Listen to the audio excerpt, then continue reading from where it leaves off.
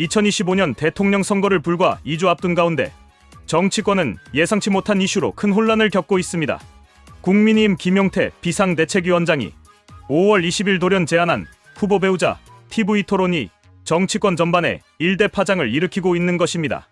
김 위원장은 영부인은 단순한 배우자가 아니라 대통령과 가장 가까운 공인이라며 더불어민주당 이재명 후보의 배우자인 김혜경 여사와 국민의힘 김문수 후보의 배우자인 설란영 여사의 생중계 TV토론을 공식적으로 제안하였습니다.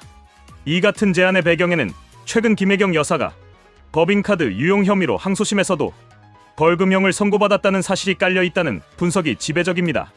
국민적 관심을 받고 있는 사건이자 여론조사에서 이재명 후보의 도덕성에 대한 의문이 지속되는 가운데 이를 정면으로 부각시키겠다는 의도가 담겨 있다는 관측이 많습니다. 그러나 이 같은 김 위원장의 제안은 곧바로 역풍을 맞았습니다. 이준석 개혁신당 대선 후보는 해당 제안을 강하게 비판하며 국민의힘의 전략 부재를 꼬집었습니다. 그는 아무 말 대잔치로 선거를 이기겠다는 생각이 무엇인지 모르겠다며 만약 김용태 위원장이 내 앞에 있었으면 혼냈을 것이라고 말하며 강한 불쾌감을 드러냈습니다.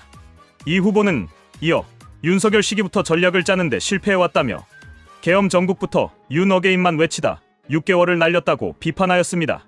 또한 전략이 안 되면 차라리 돈을 주고라도 컨설턴트를 써라. 이건 전략도 전술도 아니다라고 직설적으로 비난하였습니다.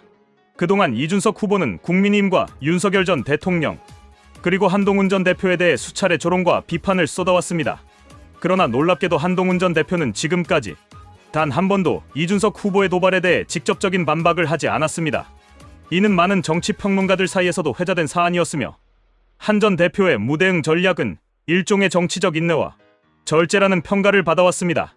그러나 이번만큼은 달랐습니다. 이준석 후보가 혼냈을 것이라는 표현을 사용하며 국민의힘 김용태 비대위원장을 정면으로 공격하자 한동훈 전 대표는 곧바로 SNS를 통해 이준석 후보를 정면 비판하고 나섰습니다. 한 전 대표는 공당의 후보가 다른 당 비대위원장에게 혼냈을 것이라 말하는 것은 대단히 부적절하다며 이는 국민의힘을 모욕하는 것이고 구태와 꼰대짓은 나이와 무관하다는 것을 새삼 깨닫는다고 강하게 비판하였습니다. 한동훈 전 대표의 이 같은 발언은 매우 이례적이며 주목할 만한 변화입니다. 지금까지 그는 이재명 후보, 민주당의 친명계 또는 선을 넘은 친윤 인사들에 대해서는 수차례 공개적인 비판을 해왔습니다. 예컨대 윤석열 전 대통령이 무리하게 정치권에 영향력을 행사하거나 당내 인사들이 계파 정치를 일삼을 때에도 한 전 대표는 분명한 소신을 가지고 이를 지적한 바 있습니다. 그러나 자신에게 수차례 조롱과 비난을 가했던 이준석 후보에 대해서는 유독 침묵을 지켜왔던 것입니다. 이러한 태도는 한동훈 전 대표가 단순히 정치적 보복이나 감정적인 대응을 지향하고 오직 가치와 원칙 그리고 공적 기준에 따라 행동하는 인물이라는 점을 방증하는 사례라고 할 수 있습니다. 정치적 유불리를 따지기보다 타당한 시점에 타당한 메시지를 던지는 소신 정치인의 면모가 이번 발언을 통해 명확하게 드러났습니다. 다시 말해 한동훈 전 대표는 내 편이라고 해서 무조건 감싸지 않고 남의 편이라고 해서 무조건 공격하지 않습니다. 상황과 맥락에 따라 공정하게 판단하고 발언하는 것입니다. 이번 논란의 중심에는 배우자 토론이라는 이례적인 제안이 있었지만 정작 정치권과 언론의 관심은 후보자의 태도와 정치인의 품격으로 옮겨갔습니다. 이재명 후보 역시 김 위원장의 제안에 대해 즉흥적이고 무책임하다고 평가하였으며 배우자가 없는 후보는 어떻게 하라는 말인가? 선거 공간을 장난처럼 이벤트화하지 말라고 지적하였습니다. 민주당의 노동면 대변인 또한 후보는 안 될 것 같으니 배우자 교체를 시도하는 것이냐며 기괴하고 황당하다고 비판하였습니다.